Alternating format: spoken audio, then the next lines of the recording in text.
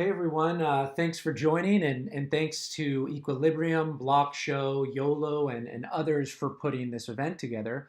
I know the day is winding down, so I'll try to breeze through this talk. I'm Nate from Bancor Protocol, and for those of you who aren't familiar with Bancor, it's a cross-chain liquidity protocol that enables automated, decentralized exchange across the Ethereum and EOS blockchains. The protocol has been live since late 2017. We expanded the protocol to EOS in 2018, and it's processed over 2 billion in conversions in the past 2 years. So today I want to talk to you about a new DeFi primitive called the liquidity pool and how DeFi users and developers are utilizing this primitive to enable new forms of automated decentralized exchange. So the stuff I want to cover is a brief history of DEXs, why the DEX flippening failed. In other words, why DEX volume hasn't even come close to reaching centralized exchange volume. What are liquidity pools? What are liquidity protocols and how they can drive DEX and DeFi growth? Key challenges to reaching mass adoption, and the DeFi opportunities to leverage this exciting new primitive. So before diving into liquidity pools, I want to take a brief look back at 2017 when the crypto community first really fell in love with DEXs. And what would a crypto presentation really be like without the distracted boyfriend meme? But this was the expectation in 2017 was that DEX volume would soon surpass centralized exchange volume. So, users were excited about not having to give up control of their tokens while trading, and also the idea that exchanges could operate across, many unaffiliated nodes, so there's really no single point of failure. And developers got to work building the best decentralized trading experiences and architectures, really thinking that all trading activity from centralized exchanges would eventually pour into DEXs. Well, the centralized exchange to DEX flipping never happened. And today, DEX volume is still more than 1,000 times smaller than centralized exchange volume. So the question remains, why have DEXs failed to gain mainstream adoption?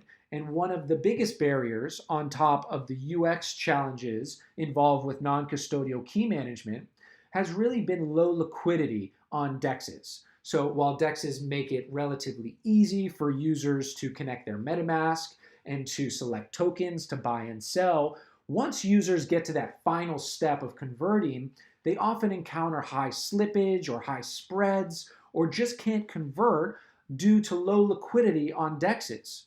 So fast forward 2 years later to 2019, and the question still lingers, how do we attract liquidity to DEXs? Liquidity pools, as I'll show, bootstrapped by the DeFi ecosystem, may be one answer to this predicament. And so what exactly are liquidity pools? Well, you can think of each liquidity pool as a trading pair on an exchange. So for example, EOS and BNT trading pair or DAI to BNT trading pair. On a normal exchange, each of these pairs would have an order book that aggregates buy or sell orders for these tokens. But liquidity pools remove the need for an order book and replace order books with on-chain reserves. So anyone can set up an EOS to BNT pool simply by depositing an equal amount of EOS and BNT tokens in a smart contract. And this pool would allow the user to send EOS and receive BNT in return or vice versa. And transactions against the pool are drawn from these reserves. And a small fee is taken out of each trade and redeposited into the pool. And this liquidity provider fee sort of serves as an incentive for users to stake their tokens in the pool. And liquidity providers, in so doing, earn a pro rata share of the fees generated from conversions. So finally, what's very cool about liquidity pools is they connect via a common network token to form liquidity protocols.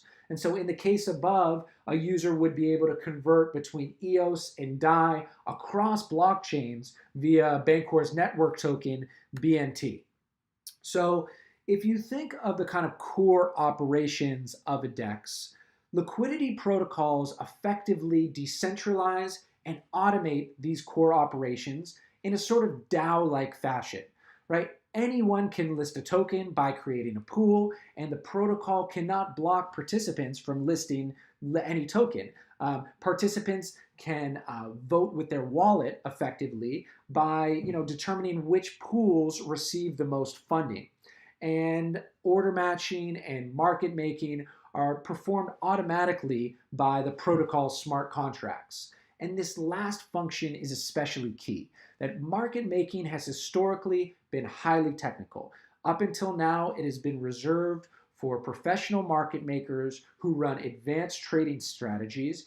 And it's one of the reasons we've seen so few liquidity providers on DEXs, because market making on an order book based exchange is really out of reach for most users. And so liquidity pools flip this paradigm on its head, and they turn market making into a couple clicks so that everyday users can add liquidity to a decentralized exchange and in return receive a share of the exchange's fees. And so here you can see a liquidity protocol in practice, the Bancor Liquidity Protocol. Anyone can effectively obtain shares in Bancor by staking their tokens in a liquidity pool, contributing capital. Bancor can't block any participating from creating a pool or adding liquidity to it, and participants directly benefit from owning the pool shares and eventually receive fees from conversion volume. So liquidity providers can also even vote on the design of each pool, such as the pool's trading fees. So where are we today with liquidity protocols?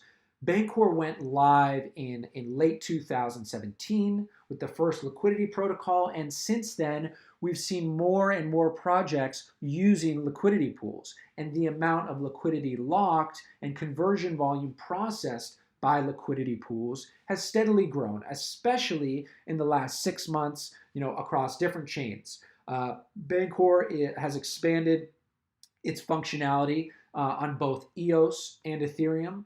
And so it can now facilitate automated conversions and staking across those chains. Many of you also might be familiar with Uniswap on Ethereum, bonding curves, which are really blockchain agnostic, YOLO on EOS, and other liquidity protocols like Balancer on Ethereum, which has just been announced in the last few months, in addition to Chaos DEX and those others. So both volume and liquidity locked has grown steadily, but we're still a long way off from seeing the kind of activity that centralized exchanges see. And how do we get there? Well, it's really confronting these sort of key challenges for liquidity pools. One of them, and a really important one, is impermanent loss. And impermanent loss is caused by sort of price fluctuations of a pool's underlying assets. And this loss cuts into the trading fees generated by the pool, which in some cases is dragged down the profitability for liquidity providers. Then there's slippage. Price slippage refers to the change in price during the execution of a trade. And with liquidity pools, slippage is based on the transaction size relative to the amount of liquidity in the pool. So for larger trades, they can often incur large slippage costs, which make prices, a little less appealing for traders and arbitrageurs on liquidity pools. And lastly, there's just a lack of analytics and ROI tools that currently allow LPs to track the pools and really optimize their profitability. But thankfully, there are many solutions on the way, and here I want to call out a few of those. One is stablecoins. Stablecoins will play a key role in reducing impermanent loss and improving the profitability of liquidity pools. You can already see the highest ROI pools typically have a stable asset in their reserves. So liquidity providers can use stablecoins For instance, shown here is Bancor's recently launched stablecoin USDB.